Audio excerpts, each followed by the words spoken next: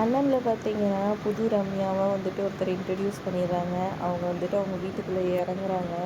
எங்கே பார்த்தீங்கன்னா, கார்த்திக் வந்துட்டு ஏதோ ஒன்று பெருசா நம்ம 2 பேர் இது பண்ணுறதுக்காக பார்த்துட்டு இருக்கிறாங்க. அது மட்டும் நல்லா தெரியுது. அம்மாவுக்கும் அண்ணனுக்கும் புதுசாக ஒரு கண்டென்ட் கிடச்சிச்சு. இதை வச்சு நல்லா செய்ய போகிறாங்கன்ற மாதிரி சொல்லிட்டுருக்காரு. அதுக்கேற்ற மாதிரி கரெக்டாக எங்கள் ரம்யா வந்துட்டு ஆஃபீஸில் வந்து எல்லாருக்குமே பேசிகிட்டு இருக்காரு கார்த்திக். அப்போ வந்துட்டு எனக்கு நம்பிக்கை துரோகம் பண்ணுறவங்கள பார்த்தாலே பிடிக்காது. ஆனால் நீ எனக்கு நிறையவே பண்ணிட்ட.